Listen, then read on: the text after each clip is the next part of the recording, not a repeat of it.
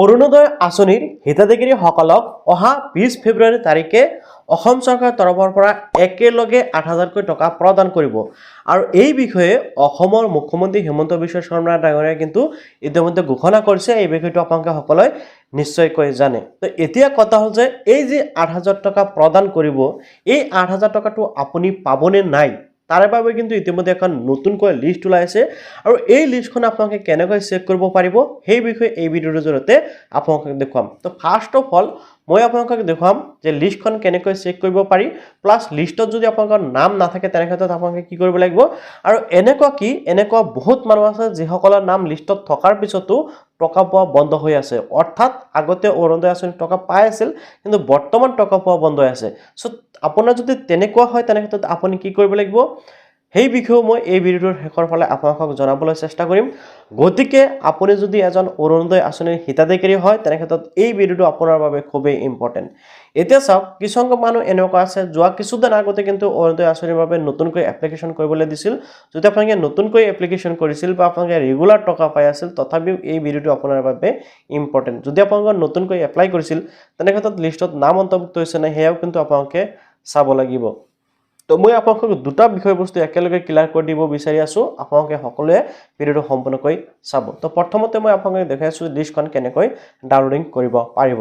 এখন লিষ্ট আছে, এই লিষ্টখন কিন্তু সমগ্ৰ অসমবাসীৰ বাবে, অৰ্থাৎ অসমৰ যিকেইটা ডিষ্ট্ৰিক্ট আছে গোটেইকেইটা ডিষ্ট্ৰিক্টৰ মানুহে কিন্তু এই লিষ্টৰ পৰা নিজৰ নামটো চেক কৰিব পাৰিব। এইটো এটা বহুত দীঘলীয়া লিষ্ট আৰু এইটো এটা বহুত মানুহৰ নাম থকা আৰু প্ৰত্যেকটো ডিষ্ট্ৰিক্টৰ নাম কিন্তু এই লিষ্টখনত আছে।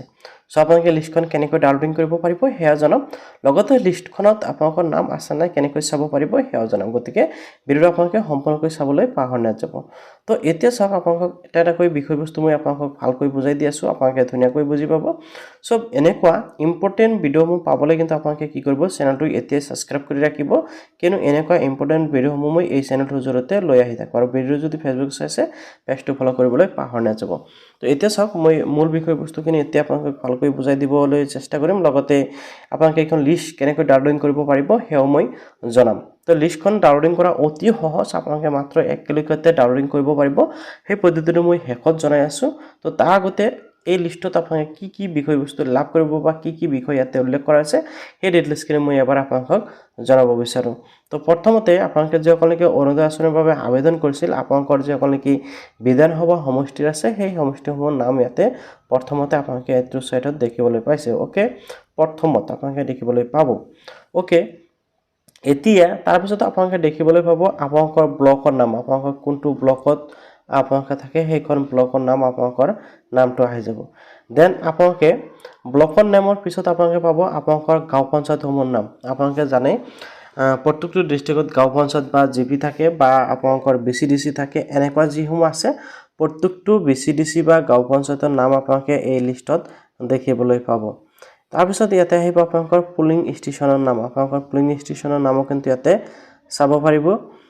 এণ্ড আপোনালোকে পুলিং ষ্টেচনটো মানে আপোনালোকে য'ত ভোট দিয়ে সেই ভোট কেন্দ্ৰটোৰ নাম আপোনালোকে ইয়াতে পাব। অ'কে, পুলিং ষ্টেচন নেমৰ পিছত আপোনালোকে ইয়াতে দেখিবলৈ পাব বেনিফিচিয়াৰী নেম। আপোনালোকে দেখিবলৈ আছে কিমান মানুহৰ নাম ইয়াতে আছে বেনিফিচিয়াৰী নেম, অৰ্থাৎ যিসকলে নেকি অৰুণোদয় আঁচনিৰ বাবে আবেদন কৰিছিল সেই সকলো মানুহৰ নাম কিন্তু এইখন লিষ্টত আপোনালোকে দেখিবলৈ পাব, যিখন কি বেনিফিচিয়াৰী নেম বুলি উল্লেখ কৰা হৈছে। অ'কে, এতিয়া ইয়াতে আপোনালোকে সকলো মানুহৰ নাম দেখিবলৈ পাব, কিন্তু আপোনালোকে এই যিটো অপশ্যন দেখিবলৈ পাইছে ছিলেক্টেড নেম, ঠিক আছে, এই ছিলেক্টেড নেমত কিন্তু সকলো মানুহৰ নাম নাথাকে। অৰ্থাৎ আপোনালোকে এটা কথা ভালকৈ বুজি ল'ব, এই যিটো বেনিফিচিয়াৰী নেম এইটো হ'ল যিসকল মানুহে নেকি অৰুণোদয় আঁচনিৰ বাবে আবেদন কৰিছিল সকলো মানুহৰ নাম এইখন লিষ্টত চাব পাৰিব।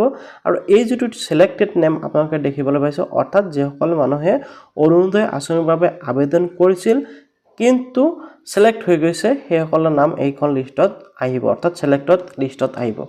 যদি আপোনাৰ নাম ছিলেক্টেড লিষ্টত আহিছে তেনে ক্ষেত্ৰত আপোনালোকে অৰুণোদয় আঁচনিটো লাভ কৰিব, অন্যথা কিন্তু আপোনালোকে অৰুণোদয় আঁচনিটো লাভ নকৰে। আৰু এটা এটা বহুত দীঘলীয়া লিষ্ট, মই প্ৰথমতে কৈছোঁ সমগ্ৰ অসমৰ অৰ্থাৎ প্ৰত্যেকটো ডিষ্ট্ৰিক্টৰ মানুহৰ নাম এইখন লিষ্টত আছে। তো লিষ্টত মই লিষ্টখন আপোনালোকক প্ৰভাইড কৰি দিম, অৰ্থাৎ আপোনালোকে লিষ্টখন কেনেকৈ ডাউনলোডিং কৰিব পাৰিব সেয়া মই আপোনালোকক শেষত জনাই দিম।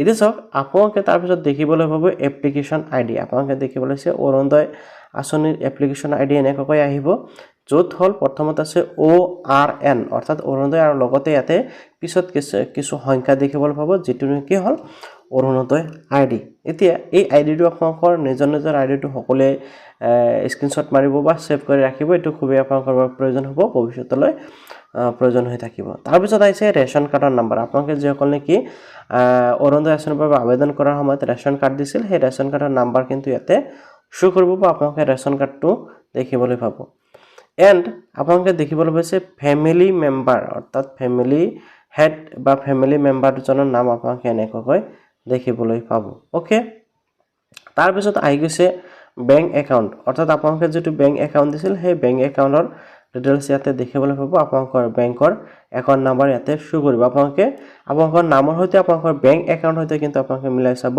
যে আপোনাৰ নাম হয় নে নহয় তাৰপিছত আহি গ'ল আধাৰ নম্বৰ যেটো নেকি এটা গুৰুত্বপূৰ্ণ বিষয় আপোনালোকে আপোনালোকৰ বেংক একাউণ্ট নম্বৰ আধাৰ নম্বৰ আৰু আপোনাৰ নামটো কিন্তু ইয়াতে মিলাই চাব তেতিয়াহে আপোনালোকে জানিব পাৰিব যে আপোনাৰ নাম এখন লিষ্টত অন্তৰ্ভুক্ত হৈ আছে নাই কিয়নো ইয়াতে কিন্তু এটা নামৰ মানুহ বহুত কেজন আছে ঠিক আছে একে নামৰ মানুহ বহুত কেজন আছে গতিকে আপোনালোকে এই বস্তুসমূহ ভালকৈ চাব লাগিব দেন আপোনালোকে দেখিবলৈ পাব ইয়াতে এপ্লিকেশ্যন মোবাইল নম্বৰ আপোনালোকে এপ্লিকেশ্যন কৰাৰ সময়ত যেটো মোবাইল নম্বৰ দিছিল সেই মোবাইল নম্বৰটো কিন্তু ইয়াতে চাব পাৰিব তাৰপিছত ইয়াতে আপোনালোকে দেখিবলৈ পাব এক্সিস্টিং অৰুণোদয় সাৰ্ভে ইয়াতে চাক আপোনালোকে দেখিবলৈ পাইছে কিছু সংখ্যকৰ নো দেখিবলৈ পাইছে আকৌ কিছু সংখ্যকৰ এজ দেখিবলৈ পাইছে তো ইয়াতে নো আৰু ইয়েস কিয় দিয়া হৈছে অৰ্থাৎ যিসকলে আগৰ পৰা অৰুণোদয় আঁচনি পাই আছিল সেই সকলৰ নামৰ বিপৰীতে কিন্তু ইয়াতে এই যেটো ও নম্বৰ আপোনালোকে দেখিবলৈ পাইছে ইয়াতে কিন্তু ইয়েস থাকিব অৰ্থাৎ যিসকলে আগতে পাইছিল অৰুণোদয় আগৰ পৰা পাই আছিল সেইসকলৰ ইয়েস থাকিব আৰু যদি আপোনালোকে সম্পূৰ্ণ নতুনকৈ আবেদন কৰিছিল তেনে ক্ষেত্ৰত আপোনালোকৰ ইয়াতে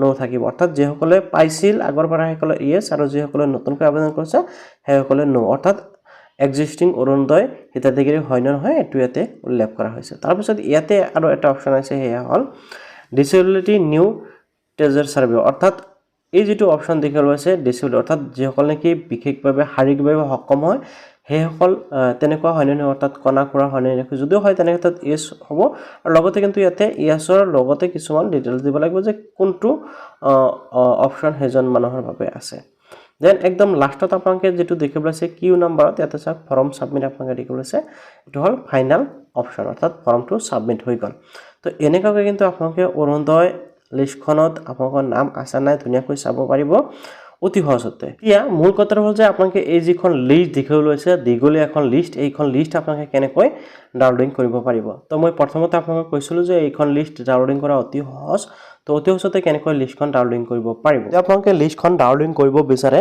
তেনে ক্ষেত্ৰত লিষ্টখন আপোনালোকে কেনেকৈ ডাউনলোডিং কৰিব পাৰিব এই বিষয়টো দেখুৱাই আছো ঠিক আছে এটা সব ফ্ৰেণ্ডসকল আপোনালোকে দেখিবলৈ আছে Orunodoi scheme RS 8000 new list 2026 আপোনালোকে এতিয়া ইয়াৰ পৰা লিষ্টখন চেক কৰিব পাৰিব এতিয়া আপোনালোকে এই ওয়েবসাইটৰ অহাৰ বাবে মই ভিডিওৰ ডেসক্ৰিপচনত আপোনালোকৰ সুবিধাতে লিংক দি ৰাখিছো আপোনালোকে সেই লিংকত ক্লিক কৰিলে এই ওয়েবসাইটলৈ আহি পাব এতিয়া এই ডিটেইলছসমূহ আপুনি বিচাৰিলে এবাৰ পঢ়ি চাব পাৰে অন্যথা আপোনালোকে স্ক্ৰল ডাউন হৈ আহিব ওকে আপোনালোকে স্ক্ৰল ডাউন হৈ আহি একদম হেকৰ ফালে দেখিবলৈ পাব ইয়াতে এটা অপচন আপোনালোকে দেখিবলৈ আছে ডাউনলোড অৰুণোদয় 3.0 নিউ লিষ্ট 2026 আপোনালোকে দেখিবলৈ আছে ক্লিক হিয়াৰ অৰুণোদয় 3.0 আপোনালোকে দেখিবলৈ পাইছে আপোনালোকে কিন্তু এই লিংকৰ ওপৰত কি কৰিব লাগিব ক্লিক কৰিব লাগিব ওকে এই লিংকৰ ওপৰত ক্লিক কৰাৰ লগে লগে আকৌ এনেকৈ শো কৰিব আপুনি জাস্ট ক্লিক কৰাৰ লগে লগে কিন্তু আপোনালোকৰ সন্মুখত লিষ্টটো লোডিং হৈ শো কৰিব আপোনালোকে দেখিবলৈ পাইছে আপোনালোকৰ সন্মুখত এনেকৈ লিষ্টখন শো কৰিব ওকে তো আপোনালোকে এনেকৈ ইজি আপোনালোকৰ অৰুণোদয় নতুন লিষ্টখন কিন্তু